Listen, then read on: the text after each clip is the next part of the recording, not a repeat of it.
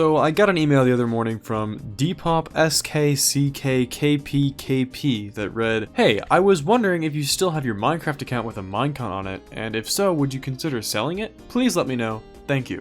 Smiley face. A very nice, respectful email asking a simple question. Now, there are a few mistakes, like how he BCC'd me, which makes it very clear this was a mass email. Also, his name doesn't even make me think he's a real person, so that takes off some points, but it's not the worst one I've ever seen. It got me thinking though, not everyone has gotten these emails. See, I only get them because I have a Minecon cape and somehow my email is in some sort of database of accounts with Minecon capes. So I thought I'd make a video and read you guys the ones that I've gotten. I go back through them every few months and it always makes me laugh, so maybe it'll get some of you to laugh too. So anyway, back to the email from Mr. Gibberish. I played dumb a little bit and told him I have a cape along with my brothers who also went to Minecon, and I asked him how much they were worth. That response didn't really work well because he knew who I was. I guess he realized that having random characters as a name was a bad idea because he changed his name to Sam T. Well, Sam, all I have to say is that you're a bit late to the emailing Minecon attendees trend. I highly doubt this method works anymore, as I'm sure everyone who's in these lists has gotten multiple emails by now.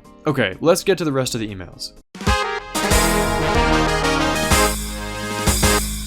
The first one I ever received was from Doge. "Sam, this is what I mean when I say you're late. Doge emailed me in August of 2018. His email said, 'Hey, I noticed you've been to Minecon 2013. Would you by any chance have an extra cape code that you'd be willing to sell? I'm interested in buying.' Smiley face. If you used your code but attended the convention with somebody who maybe hasn't, please let me know." I think Doge may have done the best job out of anyone who has emailed me. He used proper grammar, was very respectful, and got straight to the point. He wasn't even interested in my account, just the spare cape codes that I might have. I replied to his email literally 1 minute later. Anyone who messages me on Discord knows that this is extremely rare. And I thanked him for his inquiry, but broke the sad news that I did not have any cape codes to spare. Now, I did not receive another one of these emails until about 5 months later on February 2nd, 2019. This time it was by a guy named Matt Wood, whoever that is. And he said, "Hello, I was wondering if you attended Minecon, and if you did, could I purchase a Minecon cape code from you or maybe buy the account you put the cape on? Please respond back when you see this. Matt."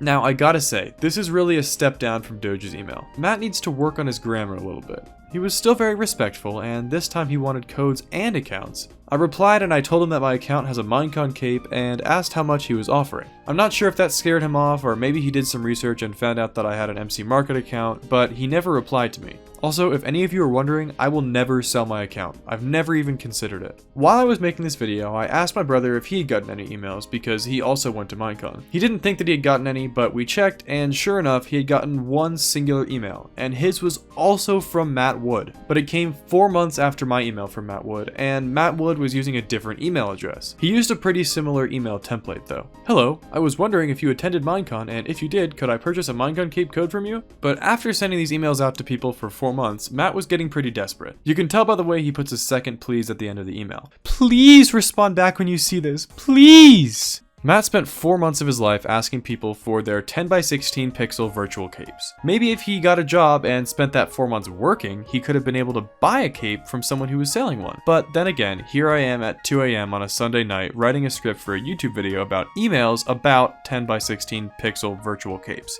So I really shouldn't be talking. Okay, on to the next one. This one came in November of 2019. I gotta give it to whoever Victor HP is, he's creative. Here's his message. "Hi.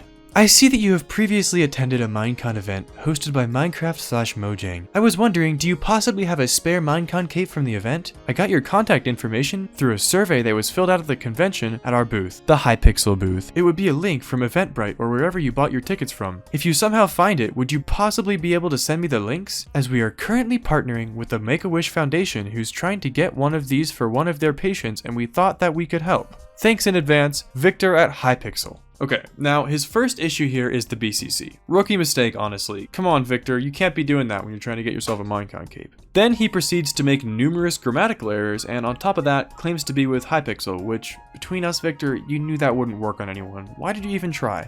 Anyway, I decided to reply and see what he would do if I told him I had a cape. So I replied, "I do have a spare cape. How can I send it to you?" He replied 16 minutes later saying, "Hi Nikki, you can simply just copy the URL link and send it in the next reply to this email, or it would be even better if you could just forward us the email. Thanks, Victor at Hypixel." I didn't reply to that, most likely because I didn't see it, but he followed up the next morning asking for updates. Here's where he made a huge mistake. Instead of that simple little reply button that you can hit, he decided to hit reply all. This reply only went to 23 other people, so I guess he had a smaller list than I thought. I looked up the other people he sent the email to, and all of us were in the Shotbow data leak from 2016. So I guess this guy downloaded the database from somewhere, found the people who had capes, and emailed them. After Victor's email, it only took a few weeks for the next one to come in. The idea behind this one is good, but the execution is not the greatest. It comes from support@mojang.ca, which is the first red flag, but I can imagine that this would go unnoticed for a lot of people. They get straight to the point, asking me to give them my account's username, original email, transaction ID, location, and creation date. Then they tell me that my account has had many suspicious activities, and that's why they're asking me all these questions. For those of you who aren't aware, whoever sent this was going to use this information to make a support ticket and pretend to be me in order to steal my account. This one is concerning because they probably actually got a few capes this way.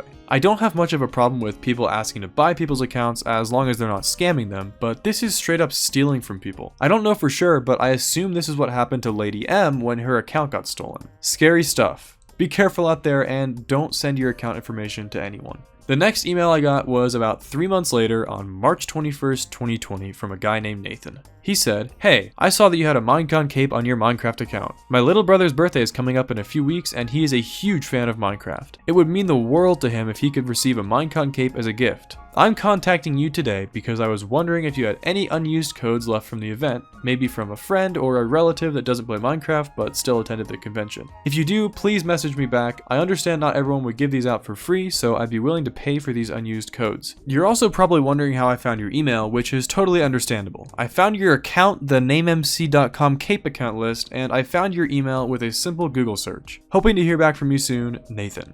The little brother's birthday is a bit cliche, but other than that, it was a decent email. At least he isn't pretending to be a Hypixel admin working with the Make-A-Wish Foundation. Nathan used good grammar, except for the little slip up at the end, and offered to pay me money. He says he found my account in the NameMC cape list, which is a little odd because anyone who knows what NameMC is probably not going to sell you a cape for very cheap. And he also definitely found my email in the Shotbow database, but whatever. I wrote him back 5 days later and gave him my Discord, but his email had been disabled, most likely because he had mass emailed people. Okay, our last one for this video was about a month later on April 17th, 2020 from someone called Chris Wood. "Hello, I wanted to ask you a question if you have ever thought about selling your Minecraft account. I would be interested in buying it. If you want to talk about it, let me know on send me an email back.